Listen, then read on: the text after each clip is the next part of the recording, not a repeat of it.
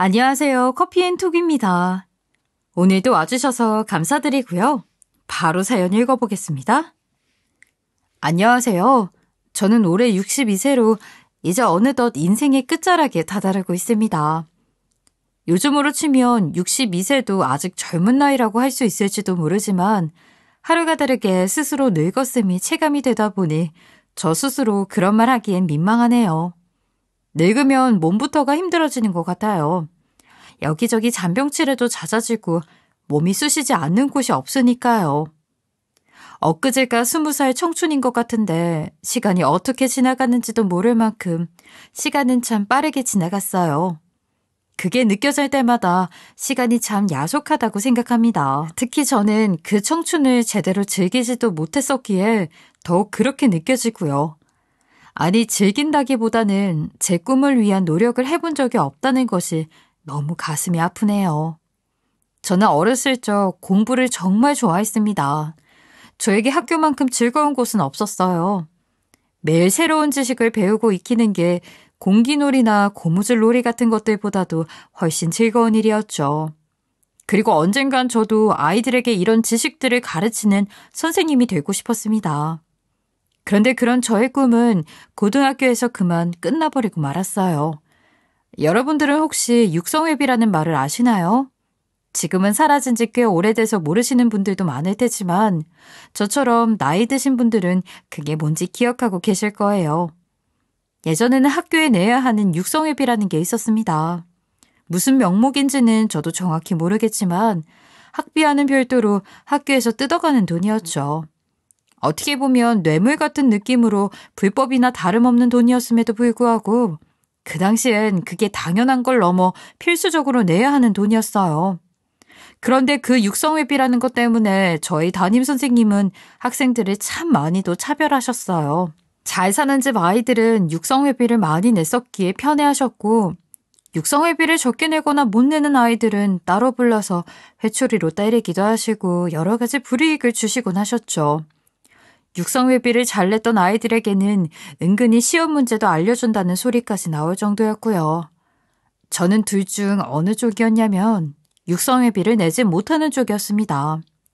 저희 아버지는 애초에 제가 공부하는 걸 못마땅해 하셨어요. 그런 마당에 육성회비까지 내준다는 건 어불성설이었죠. 그래서 저 역시 틈만 나면 선생님께 불려가 혼나고 매맞기 일쑤였습니다. 종아리에 맷자국이 사라질 틈도 없을 정도로요. 하지만 그럼에도 불구하고 전 학교가 좋았습니다. 매를 맞고 혼나는 고통보다도 배운다는 기쁨이 컸으니까요. 그런데 그러던 중 선생님은 그렇게 저를 혼내도 육성회비를 내지 않자 결국엔 저에게 학교를 그만두라고 하시더군요. 육성회비도 안 내는데 학교에서 다른 애들과 똑같이 배우는 건 양심이 없는 짓 아니냐고 하셨어요. 다른 애들에게 민폐니까 이번에도 육성회비를 내지 않으면 자퇴서를 쓰게 하겠다고 하시면서 저를 협박하셨죠. 지금 생각하면 참 말도 안 되는 건데 그땐 그랬어요. 그게 맞는 거라고 저 역시 생각했었으니까 모두가 그랬던 시절이었으니까요. 그래서 전 아버지가 일하시는 공장까지 찾아가서 육성회비를 달라고 빌었어요. 하지만 아버지는 제가 그 말을 하자마자 본인이 드시던 주먹밥을 제게 던져버리시면서 이렇게 말씀하시더군요. 여자가 공부는 무슨 얼어 죽을 공부야? 뭐? 학교를 그만두라고 했다고? 안 다녀도 되는 거였어? 아, 잘 됐네. 기본 학비도 아까웠는데 그것도 아낄 수 있겠어. 아, 당장 그만둬 학교. 이제부터 학교 다니겠다는 소리 하면 너 집에서 쫓겨날 줄 알아? 저는 육성회비 달라고 안 할 테니 학교는 다니게 해달라고 울며불며 매달렸지만 아버지는 기어이 제가 자퇴를 하게 만드셨습니다. 공부가 너무 좋았던 저에게 그 일은 너무나 큰 상처가 됐고 그 이후로는 삶의 어떤 목적도 즐거움도 없이 살았던 것 같아요. 아, 딱 하나 목적이 있긴 했네요. 목적이기라기보다는 다짐에 가깝긴 한데 나중에 제가 아이를 낳으면 그 아이만큼은 후회 없이 공부를 시키겠다는 거였죠. 물론 아이가 공부하기 싫다고 하는데도 억지로 공부를 시키려는 건 아니었지만 하고 싶다고 한다면 제 힘이 닿는 데까지 모든 지원을 아끼지 않겠다고 다짐했습니다. 어쨌든 저의 꿈은 그렇게 끝이 났고 이후 저는 21살에 시집을 가게 됩니다. 남편과 사랑을 해서 하게 된 결혼도 아니었어요. 배운 거 없고 가진 거 없던 저는 거의 팔려가듯 아버지의 강제로 시집을 가게 됐던 것뿐이었죠. 그렇게 시작된 결혼 생활은 행복할 리가 없었습니다. 남편이 좋은 사람이었어도 마음이 갔을까 말까였을 텐데 심지어 좋은 사람도 아니었으니까요. 남편은 저를 아껴준다거나 사랑해준다거나 하는 느낌을 준 적이 단 한 번도 없었어요. 정말 돈으로 저를 산 듯한 하찮은 종을 대하듯 대했을 뿐이었죠. 거기다가 결혼한 다음에 22살이란 어린 나이에 임신을 하게 되어 딸을 낳았고 다시 또 2년 뒤에는 아들을 낳았어요. 뭣도 모르는 상태로 저는 홀로 육아를 연이어하느라 온몸이 지쳐갔어요. 그 시절엔 여자가 가사와 육아는 혼자 다 해야 하는 시절이었죠. 잠잘 시간도 거의 없이 정신이 나간 채로 하루하루를 살았습니다. 이렇게 살다가 기절한 후 다시는 깨어나지 않았으면 좋겠다는 생각을 하루에 수십 번도 했었죠. 저 스스로 삶을 포기하기에는 아들, 딸이 마음에 걸려서 차마 그러지는 못했고요. 그런데 사람이라는 게 생명력이 또 참 끈질겨요. 그렇게 살아가는데도 어떻게 죽지는 않고 살아가지는데요. 그러다 보니 어느덧 아이들도 말이 통하는 나이가 되었고 그때부터는 조금씩 삶의 희망이나 삶의 보람이 생기기 시작했어요. 사실 그때까진 아이들에 대한 모성애도 거의 없이 의무감으로만 육아를 했었는데 그때쯤부터 아이들에 대한 사랑이 생기더라고요. 특히 저희 딸이 저처럼 공부하기 참 좋아했는데 아이가 무언가를 하나하나 배워나가는 모습이 얼마나 예쁘고 사랑스러운지. 아들을 예뻐하지 않았다는 건 아닙니다. 다만 아들은 딸과는 달리 노는 걸 좋아해서 공부하는 쪽에는 신경 쓰진 않았을 뿐이에요. 저는 예전에 제가 다짐했던 것처럼 딸이 공부할 수 있도록 최선을 다해 지원을 해주고 싶었어요. 하지만 남편은 참 사랑이 없는 사람이었습니다. 저한테는 그렇다 쳐도 자기 자식들한테도 관심이 없고 사랑도 없었어요. 그것만 없었으면 다행이었네요. 책임감마저 없는 사람이었죠. 저한테 들어가는 돈은 물론 자식들한테 들어가는 돈까지 아까워하는 사람이었으니까요. 경제력이 없었던 것도 아니에요. 남편에게 없는 건 양심이었죠. 가족들은 집에서 먹을 게 없어 쉰밥에 김치나 겨우 얹어서 먹고 있는데 지 혼자 옆에서 불고기를 구워 먹더라고요. 상황이 그러하니 아이들이 학교에 다니기 시작할 무렵부터는 저도 돈을 벌어야만 한다는 생각이 간절해졌습니다. 먹고 사는 것도 먹고 사는 거지만 이러다간 딸이 하고 싶은 공부는 아무것도 못하겠다 싶었어요. 안 그래도 그맘때쯤 슬슬 학원이라는 문화가 생겨나던 시점이기도 했으니까요. 하지만 막상 일을 구하려고 해도 쉽지는 않더군요. 학력이라곤 고등학교 중퇴였고 특별히 가진 능력은 없다 보니 일할 수 있는 곳이 별로 없었으니까요. 겨우겨우 반찬 가게와 음식점 서빙 자리를 구해서 약간의 수익이 생겨났을 뿐이었죠. 이것만으로는 애들 식비나 생활비는 겨우 부담할 수 있긴 했지만 교육비까지 감당하는 건 절대 불가능하더군요. 하는 수 없이 저는 애들 교육을 생각해서 남편에게 생활비를 좀 더 줄 것을 요구했습니다. 먹고 사는 것까진 내가 어떻게든 할게. 그건 넘어가겠는데 그래도 교육비는 제대로 챙겨줘야 하지 않아?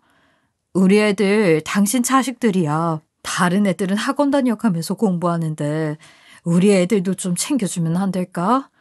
둘째는 어차피 공부하기 싫어하니까 그렇다고 쳐도 첫째는 공부하고 싶어 한단 말이야. 당신도 아빠잖아. 하지만 남편은 제 말은 들은 척도 하지 않았습니다. 살아갈 수 있는 집 제공해줬으면 됐지. 무슨 학원비며 뭐며 그런 걸 다 할래? 언제부터 애들이 그런 걸 다녔다고? 나 때는 그런 것도 없이 다들 잘만 공부하며 살았어. 돈 아깝게 그런 데다 돈을 왜 써? 그럼 제대로 먹고 살 수 있도록 식비라도 제대로 챙겨주던가. 교육비는 내가 챙길 테니까. 밥이랑 김치 정도면 충분하지 뭐가 더 필요한데. 그런 거 먹고도 애들 잘만 컸는데. 잘만 커? 내가 여기저기 동양 받아가며 겨우 반찬 얻어서 키운 거지. 뭘 잘만 컸다는 거야. 밥이랑 김치 정도면 충분하다고?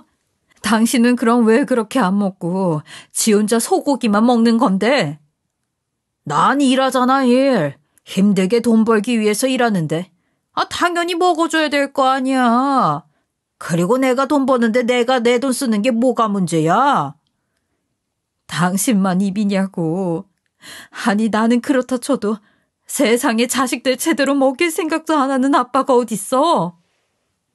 나 때는 다 그렇게 컸어. 애들도 어릴 때 고생을 해봐야 커서도 아끼고 잘 사는 거야. 어려서부터 좋은 거 먹고 살다 보면 사치만 부릴 줄 아는 거지. 도저히 대화는 통하지 않았습니다.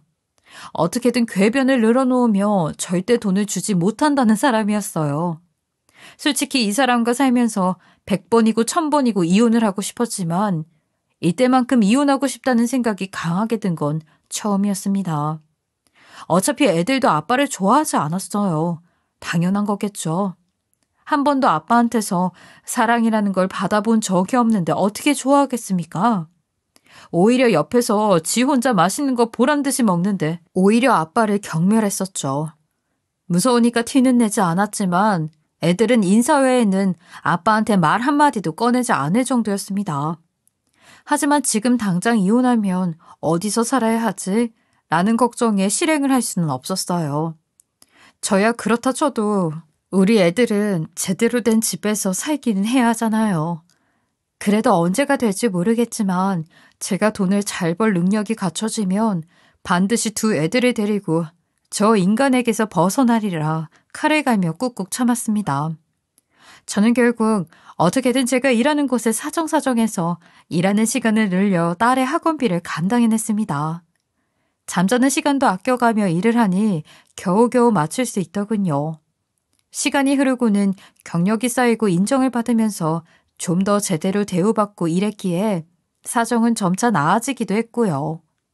그렇게 열심히 일했던 덕분에 딸아이는 무사히 고3까지 열심히 원하던 공부를 하며 잘할 수 있었어요. 하지만 문제는 하나 더 있었죠. 대학이 다가올 무렵 필요한 것, 바로 대학 등록금이었습니다. 사실 대학 등록금도 어느 정도 준비는 야금야금 해뒀어요. 매달 조금씩 돈을 떼어가면서 첫 대학 등록금만큼은 어떻게든 낼 수 있도록 마련을 해놨었죠. 그런데 아들이 하필 사고를 치는 바람에 힘들게 모았던 딸의 등록금은 손해배상으로 다 쓸 수밖에 없었습니다. 이런 건 원래 남편이 나서줬어야 했는데 이때에도 남편은 모르쇠로 일관했었어요. 아들이 잘못한 건 지 책임이니 지가 알아서 책임지게 두라더군요. 뭐 어떻게 보면 틀린 말은 아닐 수 있지만 사실 남편의 본심은 그저 자식들한테 조금이라도 돈을 쓰는 게 아까웠을 뿐입니다. 어쨌든 상황이 그러할진데 당장 아들이 손해배상을 할 수도 없으니 제가 책임질 수밖에 없어서 결국 모아뒀던 딸아이의 등록금으로 해결을 했어요. 그러고 나니 수중에 남아있던 돈은 고작 몇만 원뿐. 지금이야 국가장학금이니 학자금 대출이니 도움받을 수 있는 제도가 많은 것 같지만 딸이 입학할 당시에는 그런 제도가 제대로 마련되어 있지 않았어요. 어딜 가서 빌리든 어쩌든 저희가 마련을 해야만 했죠. 저는 이리저리 뛰어다니면서 돈을 빌리려 했지만 저 같은 사람에게 돈이 있는 지인이 있었겠습니까? 다들 아등바등 힘들게 사는 사람들 뿐이었는데 도저히 돈이라고는 나올 곳이 없어서 저는 우리 딸 대학을 못 보낼까 봐 식은땀이 나고 심장이 땅바닥에 떨어지는 기분이었어요. 상황이 그러하니 딸도 참 많이 급해진 것 같더군요. 열심히 공부해서 겨우 좋은 대학에 합격했는데 돈이 없어서 그곳을 못 가게 생겼으니까요. 딸은 결국 지 아빠한테 도움을 요청했습니다. 평소에 아빠를 인간 이하의 벌레만도 못한 사람으로 생각하고 대화도 안 했었는데 저런 도움을 요청하는 게 정말 자존심 상하긴 했을 거예요. 딸은 아빠에게 한 번만 도와달라고. 아니, 엄연히 말하면 도와달란 것도 아니었어요. 등록금 좀 빌려달라고 했습니다.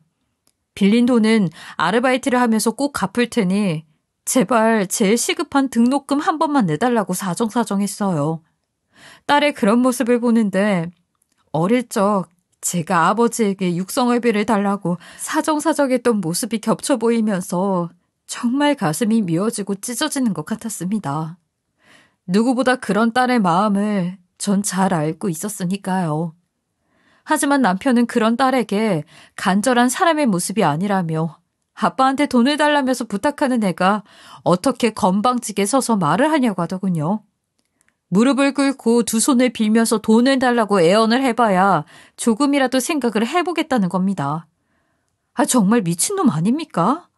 지 딸 등록금을 내주지는 못할 망정 저렇게 말해야 빌려줄 생각을 해보겠다고 하는 게, 그 소리를 들은 제 딸은 부들부들거리면서 눈물을 흘리더군요. 속으로 그렇게 할까 갈등하면서도 도저히 아빠한테 그렇게는 못하겠다는 마음이 눈에 보였습니다. 사랑 한번 제대로 못 받았던 아빠라는 존재한테 무릎 꿇고 사정사정해야 하는 게 얼마나 비참했을까요? 전 그 모습을 보자 뚜껑이 열려서 도저히 참을 수가 없었어요. 이판사판으로 남편 놈의 머리끄덩이를 잡고 난리를 쳤어요. 야, 이 새끼야.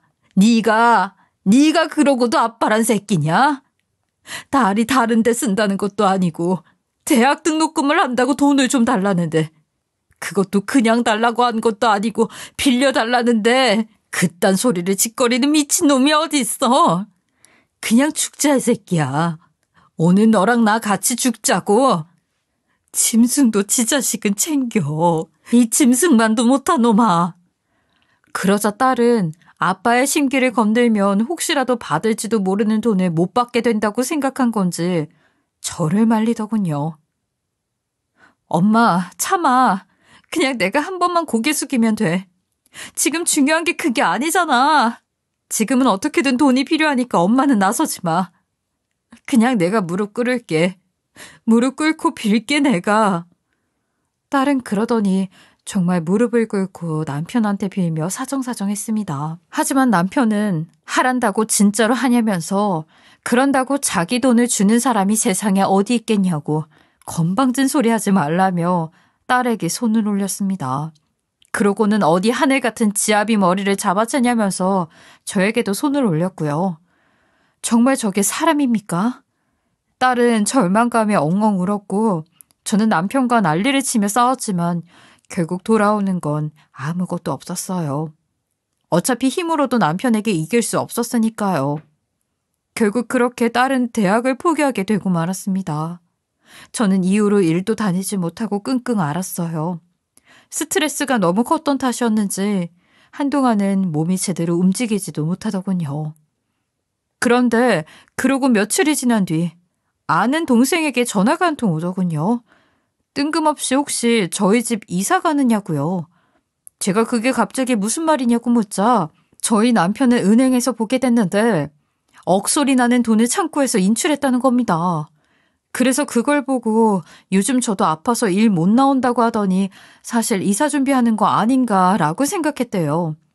저는 그 소리를 듣고 혹시나 하는 기대가 생겼어요. 혹시 남편이 그렇게 말은 했었지만 그래도 마지막 양심이라는 게 있어서 결국 딸 등록금을 대주려고 하는 게 아닐까 생각했죠. 물론 등록금이라고 하기엔 너무 큰 금액이긴 했지만 겸사겸사 인출을 한 건 아닐까 싶었어요. 그 생각이 들자 아픈 몸이 씻은 듯이 낫는 듯한 기분이 들더군요. 결혼하고 남편이 처음으로 예뻐 보였어요. 사람 마음이라는 게 그렇더라고요. 그렇게 밉상으로 굴다가도 한번 잘해주면 이 사람에게 이런 모습이 하며 좋게 보이기도 하잖아요. 그래서 전 자리에서 일어나 곧장 장을 보러 갔어요. 그래도 남편이 집에 와서 딸 등록금 내주겠다는 소리를 기분 좋게 할 수 있도록 밥을 맛있는 걸로 준비해 놓으면 좋을 것 같았어요. 한 번쯤은 가족끼리 화목한 저녁상을 먹고 싶기도 했고요. 전 살면서 한 번도 백화점에서 장을 봐본 적은 없었는데 그날만큼은 크게 인심 쓰잔 생각으로 백화점으로 향했습니다. 딸 등록금이 해결됐는데 한 끼 정도 비싸게 장 보는 게 무슨 대수냐 싶었죠. 그런데 백화점에 막상 들어가 보니 휘황찬란한 명품들이 많은 게 신기하더군요. 가격표를 보면 몇백, 몇천을 하는 제품들이 널려 있는데 또 그런 것들을 산다고 사람들이 몰려 있으니 세상 참 이렇게 다르게 사는구나 싶었죠. 전 그런 것들이 신기해서 명품들 구경 반, 사람들 구경 반으로 좀 돌아다녔는데 어디서 많이 봤던 익숙한 실루엣이 한 매장에서 보였습니다. 바로 남편이었죠. 남편의 손에는 쇼핑백을 잔뜩 들고서는 매장 한편에서 혼자 우두커니 서 있었습니다. 남편도 딱히 명품을 좋아하는 사람은 아니었는데 왜 여기 와 있을까? 혹시 말로만 듣던 딸 대학 입학 선물까지 사고 있는 걸까 싶어 유심히 지켜보고 있는데 이럴 수가. 웬 여자 둘이 남편에게 가서 치근덕대더군요. 한 명은 저랑 비슷한 연배로 보이지만 화려하고 예뻐 보이는 여자. 그리고 한 명은 제 딸 또래처럼 보이는 어린 여자였는데 그중 어린 여자는 제 남편을 안아주기까지 하는 거였습니다. 남편도 그런 여자를 거부감 없이 잘 받아주면서 같이 안아주더군요. 심지어 저 그리고 우리 자식들에게는 한 번도 보여준 적 없는 따뜻한 미소까지 보여주면서요. 그런 모습까지 보고 나니 그게 무슨 상황인지 단번에 파악이 되더군요. 본능적으로 알게 되는 느낌이었다고 해야 할까요? 저 어린 여자는 남편의 딸이구나. 그리고 옆에 있는 다른 여자는 상간녀구나 하고요. 전 그 자리에서 다리가 부들부들 떨리고 힘이 빠지면서 주저앉고 말았습니다. 울음도 안 나오고 그저 멍하니 그 모습만 바라봤어요. 다행인지 아닌지 남편은 그런 저를 발견하지 못한 듯 했어요. 남편은 두 여자를 데리고는 그대로 사라지더군요. 저는 퍼뜩 정신을 차리고 남편과 그 두 모녀를 쫓아갔는데 주차장에 있는 어느 외제차 앞에서 걸음을 멈추더군요. 그리고 한다는 얘기가 아빠 진짜 너무 고마워. 이 차만 해도 충분한데 가방이랑 백이랑 시계까지 다 사주고 친구들한테 가서 자랑해야지. 에이, 별거 아니야. 우리 딸 대학 가는데 아빠가 돼서 이 정도는 해줘야지. 아유, 그래도 너무 무리했어요, 여보. 애가 좋은 대학에 들어간 것도 아닌데 뭐가 예쁘다고 이렇게까지 사줘요. 어허, 그래도 대학을 갔다는 것 자체가 대단한 거지. 그리고 사람은 겉모습이 중요한 거야. 가서 새 친구들 사귀어야 하는데 이렇게 딱 기선제압을 해야 할 거 아니야. 그래야 좋은 친구들 사귀고 인맥도 쌓고 하는 거야. 맞아. 엄마는 뭘 모른다니까. 엄마도 맨날 명품백 아빠한테 선물 받아서 잘만 쓰면서. 이렇게 대화를 나누는데 그동안 왜 그렇게 저희 가족한테는 돈을 안 썼던 건지 이해가 가더군요. 남편에게 가족은 이쪽이 진짜였던 거고 저희 쪽은 가짜였던 거였어요. 저는 가족이 아닌 같이 살고 있는 짐덩어리 같은 느낌, 혹은 그냥 하녀 같은 느낌. 그리고 이어지는 대화는 더 충격적이었습니다. 근데 아빠, 그쪽 딸한테는 뭐 해줬어? 해주긴 뭘 해줘. 예쁜 구석이 지 엄마를 닮아서 한 군데도 없는데. 정말? 아니, 좋은 대학 합격했다며. 난 그래서 아빠가 이번엔 그쪽을 더 챙겨주는 거 아닐까 하고 걱정했는데. 무슨 그런 걱정을 해. 걔가 대학 가봤자지. 그리고 어차피 걔 대학 들어가지도 못해. 등록금도 없거든. 안 그래도 나보고 내달라고 사정사정하는 거 단박에 거절해버렸지. 진짜? 나빴다. 아빠한테 가족은 너희밖에 없어. 진짜 너네 엄마를 조금만 더 일찍 만났으면 지금쯤 너희랑 오순도순하게 살고 있을 텐데 하필 그쪽이랑 결혼하자마자 너네 엄마를 만나게 되어버려서는 에잉. 그럼 이혼을 하고 우리 엄마랑 진짜 같이 살지 왜? 너희 엄마가 그러기는 또 싫댔잖아. 그래도 결혼을 이미 했는데 자기만 나쁜 사람 되는 거 아니냐고. 그냥 지금처럼 따로 살면서 한 번씩 챙겨주기만 하면 충분하다고 하니 이 아빠가 별 수가 있나. 그런데 또 너네 엄마가 그렇게 착하고 생각 깊은 모습 때문에 아빠가 더 반한 거기도 하지. 그쪽 가족들은 빨리 병들거나 해서 사라지기만 했으면 좋겠네. 에이, 여보, 그건 너무했다. 아니다. 하긴 그쪽만 없어도 그 집 우리가 들어가서 살면 되니까 좋은 건가? 그때까진 멍하니 바라보면서 이게 꿈인지 현실인지 분간이 안 간 채로 정신을 못 차리고 있었는데 남편의 입에서 저나 가족이 차라리 없어졌으면 좋겠다는 말까지 나오자 그제야 화가 순간적으로 폭발하더군요. 마침 근처에 강목 같은 게 하나 보였어요. 아마 백화점 어딘가를 공사하는데 쓰이고 남은 자재 중 하나였겠죠. 전 그걸 들고 곧장 그 셋이 서 있는 차 앞으로 갔습니다. 당신이 여기를 어떻게? 어떻게? 어떻게? 그럼 너는 어떻게 여기서 이러고 있냐? 아니, 사람이 어떻게 이럴 수 있어. 내가 그동안 몇십 년을 오늘 정말 너 죽고 나 살자. 오늘 끝을 보자. 그 뒤 백화점 주차장에서는 무언가가 부서지고 깨지는 소리와 한 여성의 깨악거리는 비명소리가 한동안 이어졌어요. 전 강목으로 그 외제차 여기저기를 힘껏 내리쳤어요. 유리창을 깨고 여기저기 찌그러뜨리고 부수고 그 강목이 부러질 때까지 계속 차를 망가뜨렸죠. 남편이 저를 말리려고 하는데 그런 남편에게도 막 휘두르자 더는 다가오지도 못하더군요. 그렇게 하다가 어느 순간 강목이 부러졌는데 그제야 씩씩대면서 주의가 보이기 시작했어요. 사람들이 저를 동그랗게 둘러싼 뒤 다들 입을 틀어막고 구경하고 있었어요.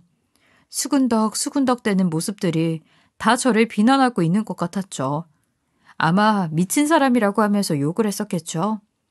전 얼굴이 벌거진 채로 그 자리를 도망치듯 뛰쳐나왔습니다. 저를 그냥 미친 사람 마냥 쳐다보는 사람들의 시선이 감당되지 않더군요. 내가 무슨 잘못을 했다고, 지들이 뭘 한다고 나를 그런 눈으로 쳐다보는 건지, 내가 그리고 우리 딸 아들이 무슨 고생을 하면서 세월을 보내왔는데, 그리고 순간 다시 그 강목으로 남편을 치지하는 게 후회되더군요. 정작 중요한 건 남편이었는데 애꿎은 차만 망가뜨리고 만 것이 너무 후회됐어요. 아마도 무의식적으로 내 딸에게 돌아갔어야 할 행복, 내 딸에게 돌아갔어야 할 그 보상들이 그 차로 대신해 있다고 생각하니까 그것부터 부숴버리려고 한 것 같았어요. 그 뒤 저는 일단 집에 돌아와서 차분하게 생각을 하기 시작했어요. 이제 어떻게 해야 하나, 남편을 어떻게 해야 하며 앞으로는 어떻게 살아가야 할지 머릿속으로 이런저런 생각을 하고 있었죠. 그런데 잠시 뒤 남편이 집으로 들어오더군요. 저는 들어오자마자 저한테 사과를 하고 빌기라도 할 줄 알았어요. 그런데 남편은 들어오자마자 저한테 전혀 다른 행동을 하더군요. 이 미친 거사, 그게 무슨 짓이야? 그게 얼마짜린 줄 알기나 해? 뭐? 아니 지금 당신 사과를 해도 모자를 판국에 나한테 화를 내고 있는 거야? 제정신이야? 제정신 아닌 건 너지, 이 미친 거사. 너는 당장 이혼이야. 알겠어? 그리고 그 차 손해배상도 청구할 테니 그런 줄 알아. 그게 얼마짜린데? 내가 사람이 좋아서 그래도 여태까지 같이 살아줬는데 은혜도 모르고. 은혜? 이런 인간 말종 주제에? 말종? 그래. 앞으로 어떻게 됐는지 두고 보자. 저 차 손해배상이 얼마나 나올지 지금 상상도 못하고 있지?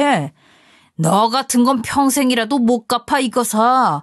어디 그 상황에도 그런 말이 나오는지 한번 보자. 그 뒤 이혼 소송이 진행됐는데 저는 지고 말았습니다. 이혼의 책임 사유는 가정에 소홀했고 상간녀와 따로 몰래 가정까지 꾸렸던 남편보다도 아내로서 매력이 없고 책임을 다하지 못했던 데다가 특히 위험적인 행동을 취했다는 점이 더 크게 작용하면서 제 책임이 크게 작용하더라고요. 물론 그런 판결이 내려진 데에는 남편은 비싼 변호사를 썼었던 탓인 것 같긴 하지만 아무리 억울해도 판결이 그렇게 내려진 이상 모든 것은 결국 저의 책임이 되어버렸습니다. 저는 참 세상이 원망스러웠어요. 유전무죄, 무전유죄. 물론 저에게도 잘못이 아예 없었던 건 아니지만 모든 것의 원인은 남편에게 있는데 왜 제가 모든 책임을 져야 하는 걸까요? 이후 저의 인생은 더 밑으로 곤두박질 치는 삶을 살게 되었죠. 반자 단칸방을 겨우 구한 뒤 그 작은 방에서 아들, 딸 세 식구와 함께 정말 풀죽만 먹은 듯이 하며 살아갔어요. 매달 제가 버는 돈으로는 손해배상 비용을 감당하는 데 다 빠져나가 버리고 말더군요. 그렇게 죽을 둥 살둥하면서 살아가고 있었는데 그래도 한 가지 다행스러운 점이 있었던 건 그 상황에서 자식들이 삐뚤어지지 않고 올곧게 커졌던 점이었어요. 사고를 치고 다녔던 아들은 그제야 정신을 차린 건지 누나한테 공부를 배우기 시작했고 더 이상 사고도 치지 않았어요. 딸은 독서실 총무랑 편의점 알바를 하면서 재수를 하더니 현역대 합격했던 대학보단 더 낮은 대학이었지만 4년 전액 장학생으로 대학에 들어갈 수 있게 되었죠. 그리고 딸은 대학 4년 동안 학교를 다니면서 사법고시 준비도 같이 했습니다. 아마도 변호사 하나 때문에 엄마와 아빠의 상황이 역전됐던 것이 너무도 억울했던 것 같아요. 저희 셋은 그때 다들 독하게 살았어요. 어떻게든 성공하자. 성공해서 꼭 전 남편 아빠한테 복수해주자란 생각으로 서로 다독이면서 이 악물고 열심히 살았어요. 그 결과 우리 딸은 30살에 결국 검사가 되는데 성공했습니다. 아들은 증권회사에 들어가서 성실하게 일하게 됐고요. 그 뒤 10년간 우리 세 식구의 삶은 조금씩 나아졌죠. 반자 단칸방에서 방 2개짜리 집으로, 방 2개짜리 집에서 거실이 있는 집으로, 그리고 결국엔 방 3이 있는 아파트로. 전 남편, 아니 인간 쓰레기와 함께 살았던 집보다 더 좋은 집으로 이사할 수 있었어요. 고층 아파트에 입주해서 야경을 바라보는데 우리 셋은 감격에 겨워서 서로 울고 웃고 난리도 아니었습니다. 이 모습을 그 인간 쓰레기한테도 꼭 보여줘야 하는데 하며 뒷담화를 1시간 내내 하며 문풀이를 하기도 했고요. 그날이야말로 제 인생 최고의 순간이었던 것 같아요. 제 인생의 역전, 우리 가족의 인생 역전이 몸으로 탁 하고 체감이 되던 순간 드디어 모든 불행은 끝이 났고 행복만이 남았다는 걸 알게 되는 그런 최고의 순간이었죠.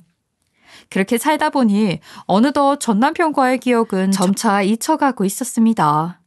지금의 행복 앞에서 과거의 불행은 아주 가벼운 것에 불과하더라고요. 그런데 1년 전 하늘은 저희 가족에게 그 가벼운 것조차 모두 날려버리고 싶었던 건지 일생일대의 기회를 저희에게 주더군요.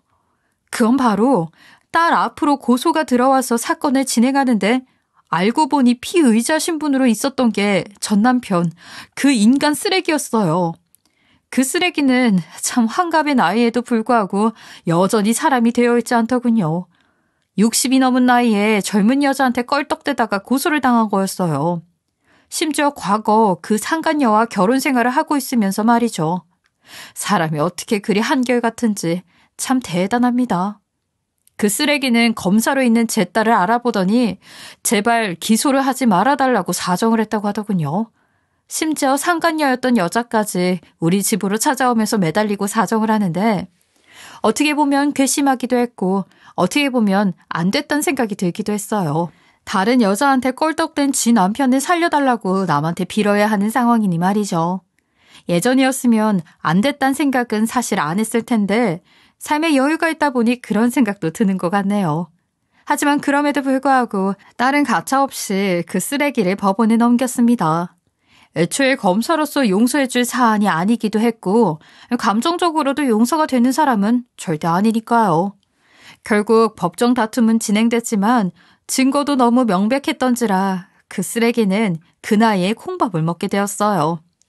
딸에게 들어보니 처음에는 전 남편이 판사 앞에서 우리 딸이 저 검사인데 자기한테 억한 심정이 있어서 본인을 기소한 거라고 난리를 치며 쇼를 했다고 하더군요.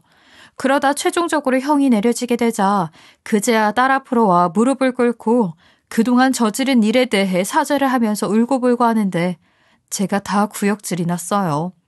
하지만 뭐 그런다고 달라지는 게 있나요? 이미 판결은 내려졌는데 그 이후 전 남편은 어디 교도소로 1년 정도 수감된 것 같더군요.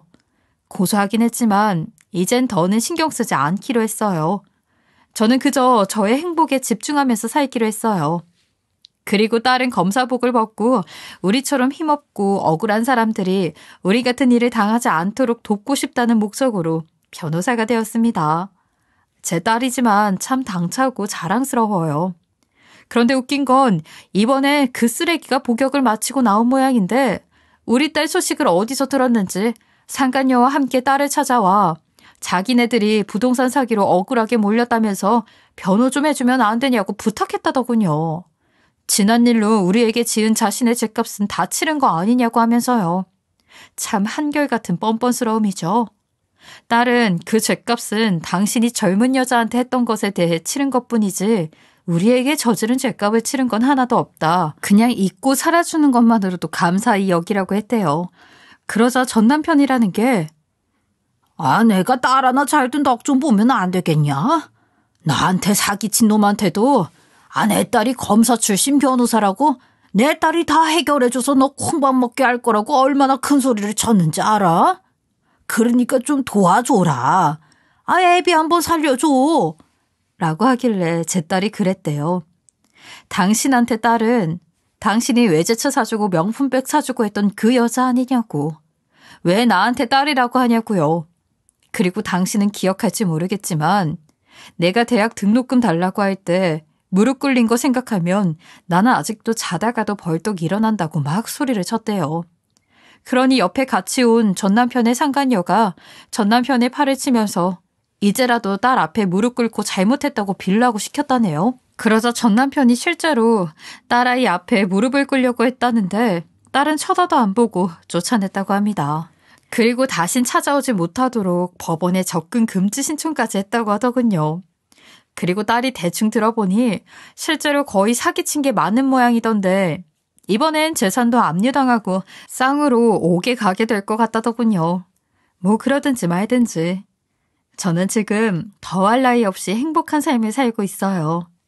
딸은 결혼할 생각이 없다며 혼자의 삶을 잘 즐기고 있고 아들은 결혼한 뒤 아들 둘을 키우며 잘 살고 있어요. 제 인생은 행복한 순간만이 남아있어 다행입니다. 지금이 행복하면 과거는 중요하지 않더라고요. 여러분들도 과거야 어떻든 간에 지금 그리고 앞으로는 계속 행복이 함께하길 빌겠습니다. 모두 행복하세요. 지금까지 커피앤톡이었습니다. 오늘도 끝까지 함께해 주셔서 감사하고요. 다음 영상으로 또 찾아뵙겠습니다.